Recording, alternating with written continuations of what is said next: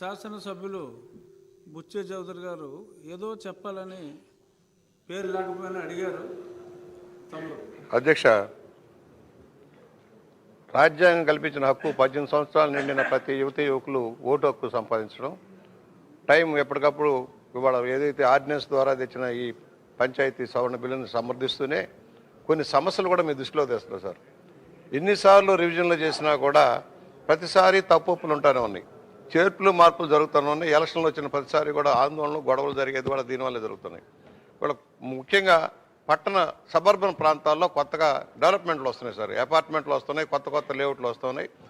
ఇది అసెస్మెంట్లు కూడా జరగట్లేదు సార్. చాలా చోట్ల నాగరికన పట్టణ చుట్టుపక్కల ఉన్న ప్రాంతాల్లో అసెస్మెంట్లు జరగట్లేదు. వారిని అసలు పంచాయతీలు కూడా పట్టించుకునే పరిస్థితి వస్తుంది. దానివల్ల చాలామంది ఓటు కోల్పోతూ ఉన్నారు. ఇప్పుడు మేమేమంటున్నామంటే ఈ అసెస్మెంట్ సిస్టమ్ కూడా కరెక్ట్గా వస్తే అపార్ట్మెంట్లు కానీ అవన్నీ కూడా సరౌండింగ్స్లో కూడా ఎక్కువ విలేజ్ ప్రాంతాలు కూడా బహుళ అంతస్తుల భవనాలు వస్తున్నాయి సార్. దాంట్లో ఉన్న వాళ్ళు పట్టించుకోవట్లా, దానివల్ల నష్టపోతూ ఉన్నారు. ఓటు హక్కు ఉపయోగించుకోక ఎలక్షన్ వచ్చినప్పుడు వస్తారు, మాకు ఓటు లేదంటారు. అందువల్ల మేమేమంటున్నామంటే సవరణ సక్రమంగా జరగాల్సింది. ఈశ్వరరావు గారు చెప్పినట్టుగా చచ్చిపోయిన తొలగరు, కొత్తవి చేర్చరు, కొట్టివేతలు ఉంటాయి సార్. మీకు తెలుసు, పేజీలు కొట్టివేసేటప్పుడు గొడవలు అవుతూ ఉన్నాయి. ఇన్నేళ్ళ తర్వాత కూడా సవరణ ఈ మధ్య కేంద్ర ప్రభుత్వం తీసుకొచ్చిన వెరిఫికేషన్ కూడా త్వరగా కంప్లీట్ అయిపోతే ఒకే చోట ఒకే ఓటు హక్కు ఉండేలాగా చేయాల్సిన అవసరం ఉంది. 2-3 చోట్ల రావడం అది కరెక్ట్ కాకుండా ఇతర ప్రాంతాల్లో ఉన్న వాళ్ళు కూడా జాయిన్ అయ్యి, ఎందుకంటే చాలామంది ఉద్యోగం కోసం ఉపాధి కోసం బయటకు వెళ్తూ ఉంటారు, వాళ్ళందరూ కూడా ఓటు హక్కు వచ్చేలాగా చూడాల్సిన అవసరం ఉందని సవనీయంగా మనం చేస్తాం సార్. ఏమన్నా సమాధానం ఏమన్నా చెప్తారా? మనం పాసింగ్కి వెళ్దాం. గౌరవ సభ్యులు చెప్పినటువంటి అంశాలని పరిగణలోకి తీసుకుని తప్పనిసరిగా ఉప ముఖ్యమంత్రి గారికి వాటిని అందజేసి, తద్వారా ఏదైతే చాలా విలువైనటువంటి సమాచారం చెప్పారు, ఓటర్ లిస్టులో ఉన్నటువంటి తప్పిదాలు కానీ అవకతవకలు కానీ వాటిని సరిదిద్ది దాన్ని సరైనటువంటి ఓటర్ లిస్టుగా తయారు చేయాల్సిన ఆవశ్యకత ఉంది. దాని మీద కూడా ఉప ముఖ్యమంత్రి గారికి విషయాన్ని తెలియజేస్తాను. ధన్యవాదాలు. ఇప్పుడు విషయం ఆంధ్రప్రదేశ్ పంచాయతీరాజ్ సవరణ బిల్లు 2026ను పరిగణలోనికి తీసుకోవటం. ఈ ప్రతిపాదనకు సుముఖంగా ఉన్నవారు అవును అనండి, వ్యతిరేకంగా ఉన్నవారు కాదు అనండి. కాదన్నవారు ఎవరూ లేరు, అవునన్నారు, అందరూ అవునన్నారు. కావున ప్రతిపాదన ఆమోదించటమైనది, బిల్లు పరిగణలోనికి తీసుకోబడింది. ఇప్పుడు క్లాజులపై ఓటింగ్. 2 మరియు 3 క్లాజులు. మొదటి క్లాజు ఎనాక్టింగ్ ఫార్ములా లాంగ్ టైటిల్కు ఎలాంటి సవరణలు లేవు, అవి సభా సమక్షంలో ఉన్నాయి. ఇప్పుడు విషయం 2 మరియు 3 క్లాజులు. మొదటి క్లాజు ఎనాక్టింగ్ ఫార్ములా లాంగ్ టైటిల్కు సుముఖంగా ఉన్నవారు అవును అనండి. కామినేని గారు ఒక్కరే అన్నారు, సభ అంతా కూడా అవును అంటే బాగుంటుంది. వ్యతిరేకంగా ఉన్నవారు కాదు అనండి.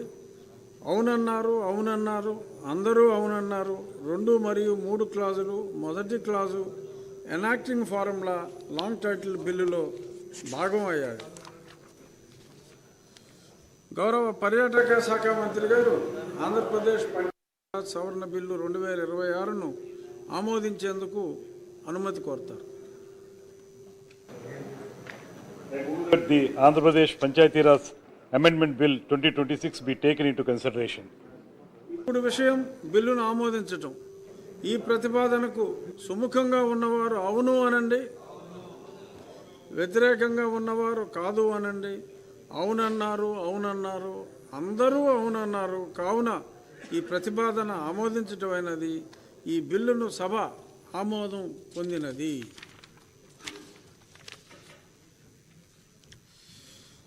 గౌరవ ఆరోగ్య కుటుంబ సంక్షేమం మరియు వైద్య విద్యా శాఖ మంత్రి గారు ఆంధ్రప్రదేశ్ అలోపతి ప్రైవేట్ వైద్య సంరక్షణ చట్టం రిజిస్ట్రీకరణ మరియు క్రమబద్ధీకరణ సవరణ బిల్లు 2026ను ప్రవేశపెట్టేందుకు అనుమతి కోరుతారు.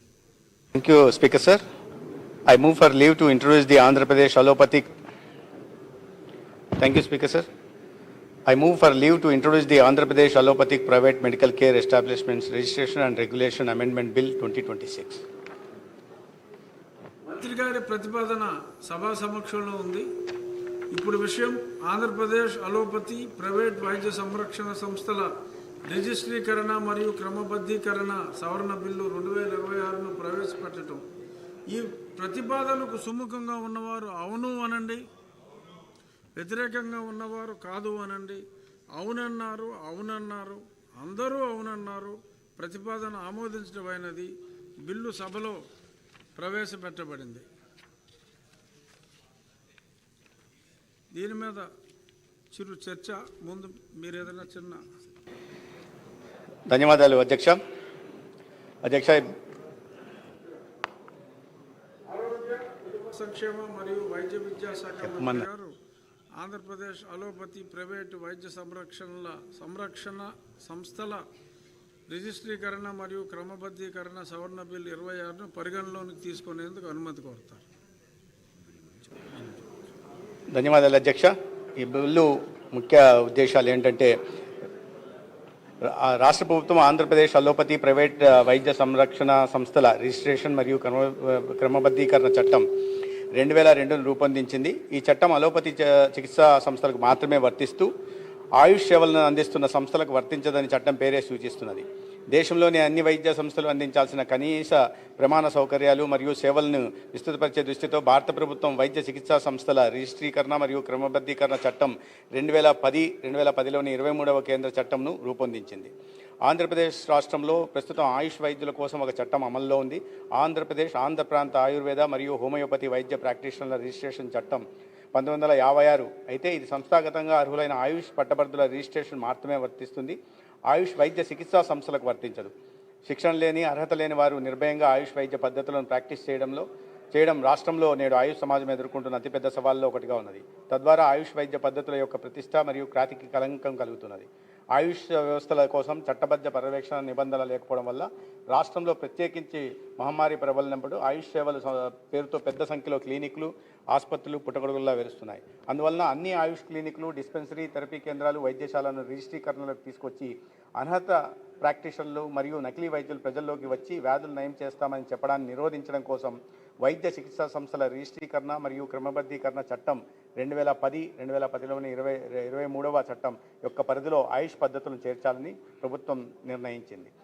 ఈ allopathic hospitals clinics establishment act ప్రకారం 14,530 ఈ సంస్థలు ఉన్నాయి ఇప్పటికే. కానీ ఇప్పుడు తీసుకొచ్చిన సవరణ ద్వారా కొత్తగా 400 ఆయుష్ క్లినిక్లు, డిస్పెన్సరీ, హాస్పిటల్స్లు కూడా రిజిస్ట్రేషన్ చేసుకోవడానికి అవకాశం ఉంది అధ్యక్ష. ఇది బిల్లు ఉద్దేశం అధ్యక్ష. దీనిపై చర్చ. డాక్టర్ వి థామస్ గారు. అధ్యక్ష, ధన్యవాదాలు అధ్యక్ష.